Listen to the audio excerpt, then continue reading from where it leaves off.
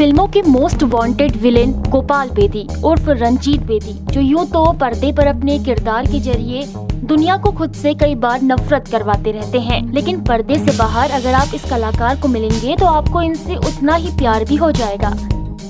रंजीत साहब इन दिनों अपनी एक पंजाबी फिल्म की शूटिंग के लिए देहरादून आए हैं। इसी दौरान संवाद 365 फिल्म के सेट पर पहुंचा और बॉलीवुड के मोस्ट वांटेड विलेन से खास बातचीत की गई और उनसे जाना कि कैसे पंजाब का एक लड़का मुंबई पहुंचा और फिर अपने अभिनय के जरिए लोगों में अपना डर भरकर लोगों के दिलों में छा गया। नमस्कार, आप सभी का स्वागत है संवाद 365 में। आपके साथ मैं रेनू प्रेती। संवाद 365 में आज हमारे साथ एक खास मेहमान मौजूद हैं जो किसी परिचय के मोहताज नहीं है, क्योंकि सभी उन्हें बहुत भली भांति जानते हैं। 1971 से जिन्होंने अपना अभिनय का जो करियर था वो शुरू किया था। सबसे पहले सर आपका बहुत बहुत स्वागत है रंजीत बेदी जी। सबसे पहला सवाल मैं आपसे ये करना चाहूंगी, क्योंकि आपका अगर हम रियल नेम देखें तो गोपाल बेदी आपका नाम है जी। लेकिन आपने 25 से 26 फिल्मों में रंजीत का कैरेक्टर प्ले किया था और उसके बाद आपका क्या रंजीत नाम पड़ा? क्या है इस रंजीत नाम की कहानी? एक बात है कि मैं अपनी पहले पिक्चर नहीं देखता हूँ, ये आपने मुझे न्यूज़ दी है। हाँ। मुझे याद नहीं है। अच्छा, बाकी रहा मेरा जो नाम था, असली नाम था गोपाल। और उससे पहले मेरे यार दोस्त वगैरह, मैं दिल्ली से हूँ। पैदा मैं जंडियाला में हुआ था, अमृतसर के पास एक गांव है। और उसके बाद मैं छोटा था, जब 5-6 साल का, तो हम लोग दिल्ली चले गए थे, तो तब से दिल्ली में था। उसके बाद मैंने एयरफोर्स ज्वाइन किया और एयरफोर्स में पायलट की ट्रेनिंग के लिए 4-5 महीने के बाद में मुझे मेरी करतूत तो कुछ गड़बड़ नहीं थी, निकाल दिया गया। अच्छा। और क्योंकि वो हमारे जो इंस्ट्रक्टर थे, उनकी बेटी ऐसी जैसे अब जैसे यार दोस्त मिलते हैं, कैंपस में रहते थे, तो उन्होंने, उनके पिताजी सरदार जी थे कोई, उन्होंने सोचा शायद मैं लाइन वाइन मार रहा हूँ, एक्सप्लोर कर रहा हूँ। तो उन्होंने एक दिन मेरे को बोला कि मुझे पंजाबी में गाली वाली निकाल दी कि मैं तुम्हारा करियर खराब कर दूँ अगर मेरी बेटी के आसपास कहीं दिखाई दिए तो मैंने वो पंजाबी में उनको बोल दिया, जैसे उन्होंने बोला था माँ बहन की तो चलती है ना। हाँ। तो बोले गया करियर तो भगवान बनाता, और उसने ये जवाब सुन के बेचारा और परेशान हो गया था। तो फाइल डिसिप्लिनरी एक्शन में लिया गया मेरा और मुझे अल्टीमेटली डिसमिस कर दिया गया। तो मैं हिंदू कॉलेज में था दिल्ली में, तो वहाँ वापस आया तो पढ़ाई तो छोड़ चुका था, बिकॉज एयरफोर्स ज्वाइन कर लिया था। एंड उसके बाद तो उन्हीं दिनों में खाली था, तो उन्हीं दिनों में खाली था, तो क्या बोलते हैं कि एक आदमी मुझे मिल गया मेरे दोस्त के किसी घर में, कोई तो उसकी फादर की पार्टी वार्टी थी, वहाँ पर एक आदमी था। तो मेरे को उसने देखा और उसने मुझे ऑफर किया कि फिल्मों में काम करोगे। और मैं ज़िंदगी में कभी फिल्में नहीं देखता था, अभी भी नहीं देखता हूँ। मैंने कम से कम हिंदुस्तान की हर लैंग्वेज में काम किया है ना, नेपाली, काठमांडवी, नेपाली, कन्नड़ा, बंगाली, तमिल, तेलुगु, मलयालम, तो ये सब जो गुजराती, भोजपुरी, पंजाबी, तो मैं पंजाबी हूँ। मैंने 4-5-6 पिक्चरें की हैं, मुझे मालूम नहीं है क्योंकि मैं देखता नहीं हूँ। और 400-500 पिक्चरें की हैं, मैं 10-15 देखी होंगी। Very few film. मेरी पहली पिक्चर ज़िंदगी में मैंने देखी थी गाइड। और उन्हीं दिनों में हम दोनों, एक पिक्चर थी जिसमें देव साहब का रोल डबल रोल था। तो वो जो गाइड देखी, उसके बाद मुझे एक आदमी मिला, उसने मुझे बोला फिल्मों में काम करोगे? मैंने बोला ये बम्बई वाले आते हैं, लड़के लड़कियों को रख देते हैं और ये कोई ऐसा ही चालू होगा। कटिंग रोटी मेरी किसी पे एक्टर बनना लगा हुआ, तो उस आदमी की वजह से मैं बॉम्बे आया। तो उसके बाद में आज तक बॉम्बे में ही हूँ। रंजीत साहब ने बताया कि वो पंजाबी फिल्म वैर मेलेदा की शूटिंग के लिए देहरादून आए हैं। उन्होंने कहा कि उत्तराखंड की खूबसूरती मुंबई के निर्देशकों और निर्माताओं को यहाँ पर शूटिंग के लिए खींच लाती है। उन्होंने कहा कि देवभूमि के लोग भी बहुत अच्छे हैं और शूटिंग के दौरान भी अच्छी तरह से सहयोग करते हैं और भविष्य में वो कभी फिल्म बनाते हैं तो जरूर उत्तराखंड में शूटिंग करने जरूर आएंगे। मैं यहाँ पर बहुत बार आया हूँ, पर उत्तराखंड वैसे भी मुझे मालूम था अच्छी जगह है, मौसम बड़ा अच्छा है, यहाँ की लोकेशन बड़ी अच्छी है और पहाड़, ये नदियाँ वदियाँ सब कुछ है। तो फिल्म वालों को यही चीज़ें चाहिए होती हैं और थोड़ी सपोर्ट पब्लिक की भी मिल जाए तो बहुत अच्छा होता है, क्योंकि यहाँ की पब्लिक भी तंग नहीं करती। अभी तक तो हमारे तो ऐसा कोई नहीं है कि हमारी शूटिंग डिसरप्ट नहीं होता है, वेरी नाइस पीपल, हट जाते हैं। बाकी रहा कि हमको एक और फ़ायदा है फिल्म वालों को कि यहाँ देहरादून जो है आते हैं, डायरेक्ट फ्लाइट है, तो ये बड़ा कन्वीनियंट हो जाता है। बाकी इस तरह मैं तो चाहता हूँ फिल्म इंडस्ट्री वाले और भी आए इधर आके शूटिंग वूटिंग करें। जी बिल्कुल। मैं अपनी नेक्स्ट पिक्चर बनाऊंगा, अगर लोकेशन मुझे चाहिए होगी तो मैं अब तो उत्तराखंड आऊँगा, और ये सारा और भी बहुत फॉरेस्ट है, सब कुछ है, एवरीथिंग इज देयर। बिल्कुल सर। रियल लाइफ के हीरो से जब हमने पूछा कि उनके दौर में और आज के दौर में भारतीय सिनेमा कितना बदला है, तो उन्होंने कहा कि आज की फिल्मों में कहानी ढूंढना काफी मुश्किल है। उन्होंने कहा कि लोग उन्हें कहते हैं कि वक्त के साथ बदलना पड़ता है, लेकिन उनका ये मानना है कि पुराना दौर हो या अब का दौर हो, अच्छी चीजें हमेशा चलती हैं और पसंद भी की जाती हैं।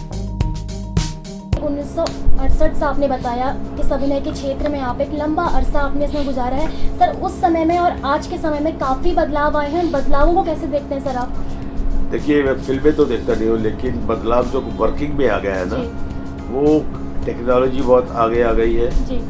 कई ऐसी चीज़ें होती हैं जो हमको बहुत प्रॉब्लम होती थी, और अभी टेक्नोलॉजी की वजह से बहुत फ़ायदा है पिक्चरों में। लेकिन एक मुझे बड़ा अफसोस होता है, उन दिनों में कहानियाँ होती थी ना, जैसे ये कहानी कर रहा हूँ, इसको कहानी बोल सकते हैं, और दूसरी पिक्चरों में काम करता हूँ कहानी नहीं होती है, वो एंटरटेनमेंट या कुछ भी, कोई आइटम नंबर, पुराना नंबर कुछ चाहिए नहीं चाहिए। और ये जो कॉर्पोरेट वाले हैं उनको तो अपने बैलेंस शीट बनानी है, आत्मा नहीं है, गानों में आत्मा नहीं है, शोर शराबा। ये हम में भी अब पुराने ज़माने के हैं, लोग बोलते हैं ये टाइम के साथ बदलो, अभी टाइम में ये नहीं चलता है। मैं उस चीज़ में बिलीव नहीं करता हूँ। कोई भी जो अच्छी चीज़ होगी चलेगी, ये ज़रूरी नहीं कि आप वल्गर फिल्में बनाएंगे और ऐसी एक्शन बनाते रहेंगे वो चलेगी, नहीं चलती है। तो ये बदलाव जो है कहानियों में और म्यूज़िक में आया है, तो ये हटेगा, आज नहीं तो कल, कल नहीं तो परसों। और ये टेलीफोन टेक्नोलॉजी या इससे क्या है कि ये हमारा हिंदुस्तान का कल्चर जो है, मेरा माँ बाप, मेरे भाई बहन, ये मेरे दोस्त, जैसे आप आए तो पिक्चर लगा रहे हैं तो उसमें ऐसा कोई सीन आ जाए तो इट इज़ वेरी स्टाफ भी होता है, अपना जो हेल्पिंग हैंड होता है। मान लो बैठे हैं, चाय दे रहे हैं आपको, तो सामने सीन गड़बड़ आ गया तो मतलब फैमिली में रहते हैं ना वो लोग, इट्स वेरी डेंजरस। ये टाइम को कि हमारी गवर्नमेंट को कुछ एक्शन लेना चाहिए ऐसी पिक्चरों के लिए कि दे शुड स्टॉप और बैन और समथिंग, ऐसा कड़क रूल बनाने चाहिए, तो ये हमारा कल्चर नहीं है, सीधी सी बात है। जी जी। रंजीत बेदी ने कई हिट फिल्मों में काम करते हुए अपने अभिनय का लोहा मनवाया है।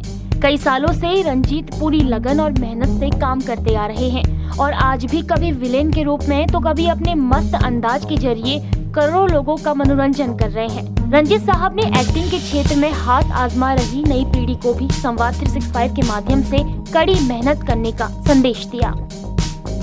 सर, अगर उत्तराखंड की बात करें ना, यहाँ पे काफ़ी युवा हैं, बच्चे हैं जो अभिनय के क्षेत्र में जाना चाहते हैं, लेकिन ऐसा वो क्या करें क्योंकि कम संसाधन है, तो इसमें ऐसा क्या वो करें कि एक कलाकार वो बन सकें, आगे आ सकें? सर, उनको एक संदेश आप देना चाहें? देखिए, नंबर एक, हर आदमी को बॉम्बे जाने की जरूरत नहीं है। अभी ये हर गवर्नमेंट की स्टेटमेंट भी, हर स्टेट गवर्नमेंट की आती है स्टेटमेंट्स वगैरह कि हम लोग बड़ा हेल्प करना चाहते हैं, ये करें, फिल्म इंस्टीट्यूट खोलनी है, तो गवर्नमेंट को पहले एकेडमीज खोलनी चाहिए। बाकी ये नकली स्कूल तो बहुत, और हर कलाकार में जो है एक्टर, मेरे हिसाब से, अब मैं अथॉरिटी नहीं हूँ, एक्टर अंदर ही होता है। अब दिलीप साहब को एकेडमी में नहीं गए थे, उनको सबसे बड़ा एक्टर मानते हैं। अगर मैं दूर अपने को लेता हूँ, मैं कभी पिक्चर नहीं देखी जी, कभी थिएटर में नहीं गया, कभी इधर नहीं किया, कुछ नहीं किया, तो मेरी किस्मत में था। अगर आप बोलते हैं लोग चाहते हैं तो मतलब कुछ तो ठीक लगता होगा ना। और जो मुझे पैसे देते हैं, मुझे बार बार लेते हैं, कोई 500 प्रोड्यूसर तो है नहीं। अगर मैंने काम किया है तो लोगों ने रिपीट किया है, तो वो अपने काम को सिंसियरिटी से करता हूँ, जो चाहिए आता है। डायरेक्टर आजकल मॉनिटर आ गया है, अभी वो मॉनिटर में सब लोग एक्टर देखने जाते हैं, टेक्नोलॉजी का नुकसान भी है। तो उसमें क्या देखने से मेरा रोल अच्छा हुआ, मेरा शॉट अच्छा हुआ नहीं हुआ, जैसे आपका शॉट बड़ा अच्छा हो गया, मैं आगे बोल दिया यार मेरे को अच्छा नहीं लगा, एक और लेते हैं। आजकल रॉ स्टॉक की प्रॉब्लम नहीं है, तो चलो कट करो, डायरेक्टर बोलते हैं चलो कोई बात नहीं, कुछ कर देते हैं। तो नेक्स्ट में आपका खराब हो गया तो आप बोलती है आप हीरोइन है, तो अभी इसमें मैं वो डायलॉग गड़बड़ हो गया। अच्छा, तो ये क्या होता है मेरे as far as I am concern, मेरे प्रोड्यूसर और डायरेक्टर से पूछिए, वो मुझे कभी बोलते हैं शॉट आगे देखिए बड़ा अच्छा है, मैं बोला आपने कट बोला, ओके बोला, बस ठीक है, क्योंकि उनको पूरा ग्राफ मालूम है, अपने पॉइंट ऑफ व्यू से नहीं सोचता हूँ।